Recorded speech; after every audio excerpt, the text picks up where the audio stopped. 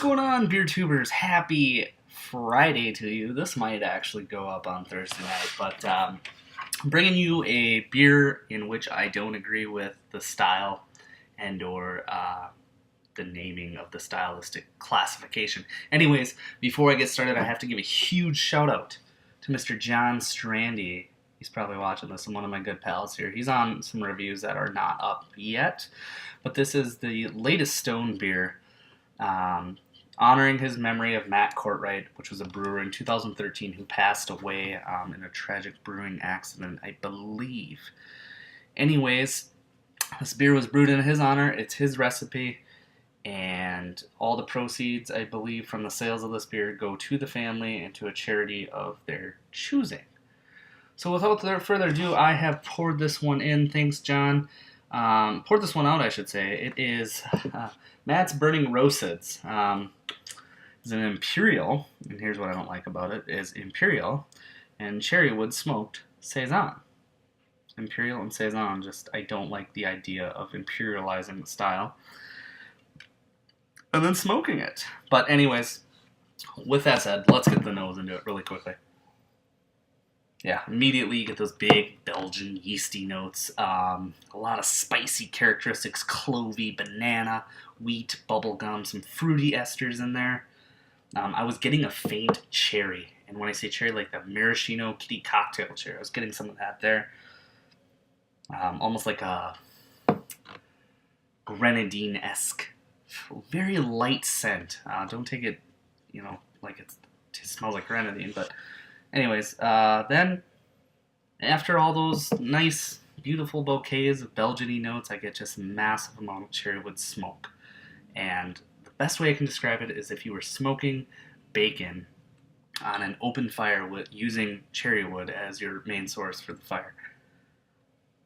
And it's definitely apparent. It's not a smoke bomb per se. It's not like surly smoke or Alaskan smoked porter or anything, but there's definitely a noticeable amount of smoke here. And I have to say, this one smells and looks the part other than the massive alcohol legs. If I just looked at it, I could think it's 5%. And it doesn't smell boozy at all, so let's get the taste on it. Cheers.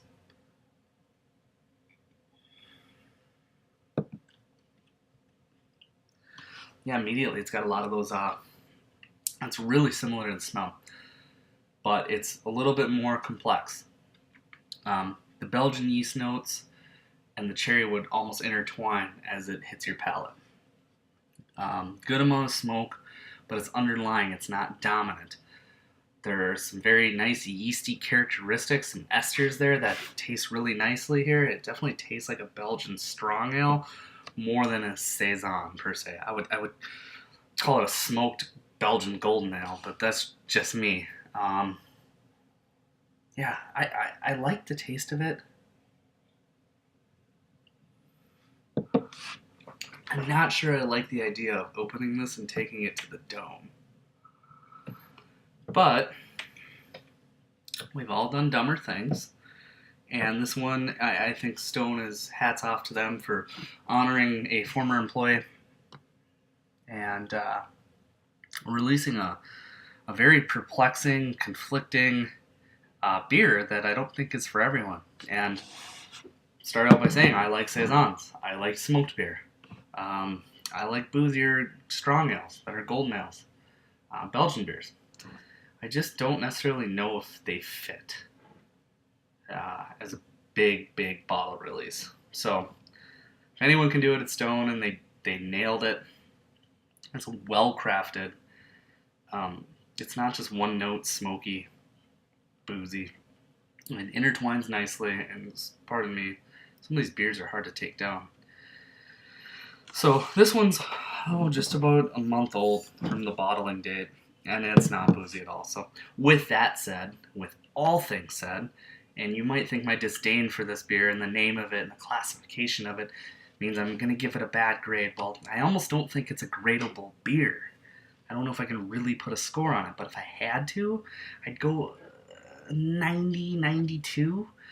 And it's a variable score because I almost think I could go 87 to 92 or 88 to 92. I can't really put a number on it. It's well crafted.